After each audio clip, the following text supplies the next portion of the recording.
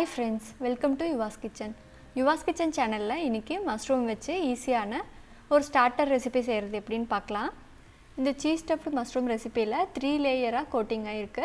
Centre part வந்து ஜூஸியாவோ, மேலே part வந்து சீஸியாவோ, அதே மாதிரி பாட்டம் லேயரில் நல்லா குக் பண்ண மஷ்ரூம்ஸோட டேஸ்ட்டும் சூப்பராக இருக்கும். இப்போ இந்த ரெசிபி பண்ணுறது எப்படின்னு பார்க்கலாம். வாங்க வீடியோக்குள்ளே போகலாம்.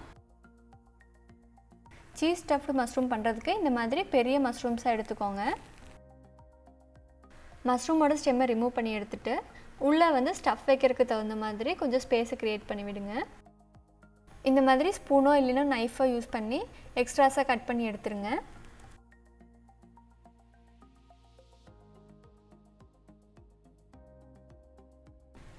இப்போ இதே மாதிரி மற்ற எல்லா மஷ்ரூம்ஸையும் கட் பண்ணி எடுத்துடலாம்.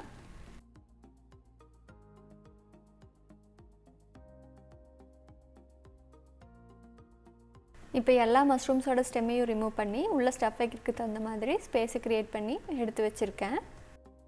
அடுத்து மஷ்ரூமோட எக்ஸ்ட்ரா பீசஸையோ ஸ்டெம்மையோ இந்த மாதிரி பொடி பொடியாக கட் பண்ணி எடுத்துக்கிறேன். அடுத்து ஒரு பேனை ஹீட் பண்ணி அதில் 1 டேபிள் ஸ்பூன் போல் ஆயில் ஆட் பண்ணுறேன். அடுத்து ஆயில் ஹீட் ஆனதும் 1 டீஸ்பூன் போல் சீரகம் ஆட் பண்ணுறேன். அடுத்து 3 பல் பூண்டு, அப்புறம் 1 இன்ச் இஞ்சி, இந்த ரெண்டையும் நல்லா ஃபைனாக சாப் பண்ணி ஆட் பண்ணுறேன். அடுத்து 2 பச்சை மிளகாயை நல்லா ஃபைனாக சாப் பண்ணி ஆட் பண்ணுறேன்.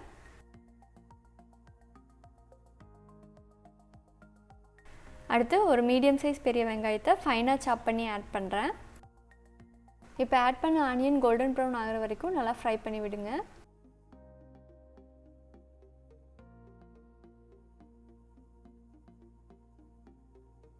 அடுத்து ஒரு மீடியம் சைஸ் தக்காளியை இந்த மாதிரி ஃபைனாக சாப் பண்ணி ஆட் பண்ணுறேன். அடுத்து இது கூடவே கட் பண்ணி எடுத்த மஷ்ரூம்ஸை ஆட் பண்ணுறேன். அடுத்து இது கூட 1/4 டீஸ்பூன் மஞ்சள் தூள், அப்புறமா 1/4 டீஸ்பூன் மிளகாய் தூள், அப்புறம் தேவையான அளவு உப்பு, இந்த 3ஐயும் ஆட் பண்ணி ஒன்ஸ் மிக்ஸ் பண்ணி விடுறேன். அடுத்து பொடியாக கட் பண்ண கொத்தமல்லி இலையை ஆட் பண்ணுறேன். இப்போ ஆட் பண்ண தக்காளி குக் ஆகிற வரைக்கும் நல்லா ஃப்ரை பண்ணி விடுறேன்.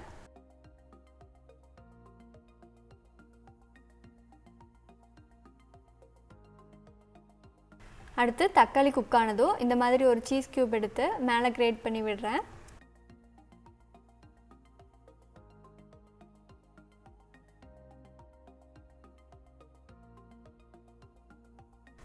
அடுத்து இதை லைட்டாக ஒன்ஸ் மிக்ஸ் பண்ணி விடுறேன். அடுத்து இது கூட க்ரஷ் பண்ண பெப்பர்கார்னை ஆட் பண்ணுறேன். அவ்வளோதான். இப்போ மஷ்ரூம் ஃபில் பண்ணுறதுக்கான ஸ்டஃப் ரெடி ஆயிடுச்சு. இப்போ கேஸ் ஆஃப் பண்ணி இறக்கி வச்சிடலாம். அடுத்து இப்போ மேக் பண்ண ஸ்டஃப்பை மஷ்ரூம்குள்ளே ஃபில் பண்ணுறேன். இந்த மாதிரி ஃபில் பண்ணி எடுத்துக்கோங்க. இப்போ இதே மாதிரி மற்ற எல்லா மஷ்ரூமையும் ஃபில் பண்ணி எடுத்துக்கிறேன்.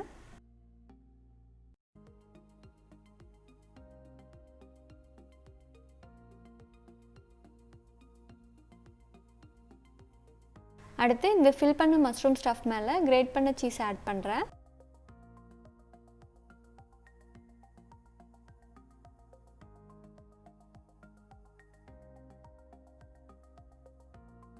ஒரு பேனை ஹீட் பண்ணி அதில் 1 டேபிள் ஸ்பூன் போல் ஆயில் ஆட் பண்ணுறேன்.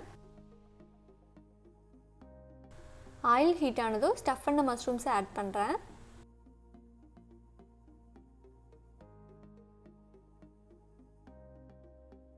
இது ஒரு 5 மினிட்ஸுக்கு ஹை ஃப்ளேம்லேயே வச்சு குக் பண்ணுறேன். மஷ்ரூம் குக் ஆகிறதுக்கு வெறும் 5 மினிட்ஸ் மட்டுமே போதும். பட் ஹை ஃப்ளேமில் வைக்காமல் லோ ஃப்ளேமில் வச்சிங்கன்னா மஷ்ரூம்ஸ் வந்து தண்ணி விட ஆரம்பிச்சிட்டே இருக்கும். இந்த எக்ஸ்ட்ரா தண்ணி விட்டதை சுண்டு வைக்கிறதுக்காக நீங்கள் திரும்பியும் வந்து 10 நிமிஷத்துக்கு மேலே குக் பண்ண வேண்டியதாக இருக்கும். இப்போ ஒரு 5 மினிட்ஸ் போல் ஆயிடுச்சு. மூடியை ரிமூவ் பண்ணி பார்க்கலாம். மஷ்ரூம்ஸ் எல்லாம் நல்லாவே குக் ஆகிருக்கு. இப்போ இது மேலே கார்னிஷிங்காக கொஞ்சமாக கொரியாண்டர் லீவ்ஸ் ஆட் பண்ணுறேன். இப்போ கேஸ் ஆஃப் பண்ணிவிட்டு இது ஒரு பிளேட்டில் ட்ரான்ஸ்ஃபர் பண்ணுறேன்.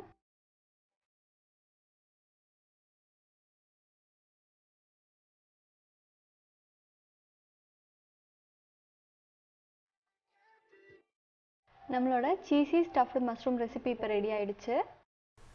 நான் இப்போ இதை டேஸ்ட் பண்ணி பார்த்து சொல்கிறேன். பாருங்கள், சீஸி அண்ட் ஜூஸி டெக்ஸ்சர் பார்க்குறதுக்கே சூப்பராக இருக்குது. நீங்களும் இதை வீட்டில் ட்ரை பண்ணி பாருங்கள். ட்ரை பண்ணி பார்த்து ரெசிபி எப்படி வந்ததுன்னு கமெண்ட் செக்ஷனில் மறக்காமல் கமெண்ட் பண்ணுங்கள். இதே மாதிரி இன்ட்ரெஸ்டிங்கான ஸ்டார்டர் ரெசிபீஸை பார்க்குறதுக்கு யுவாஸ் கிச்சன் சேனலை மறக்காமல் சப்ஸ்கிரைப் பண்ணி வச்சுக்கோங்க. தேங்க்ஸ் ஃபார் வாட்சிங் யுவாஸ் கிச்சன்.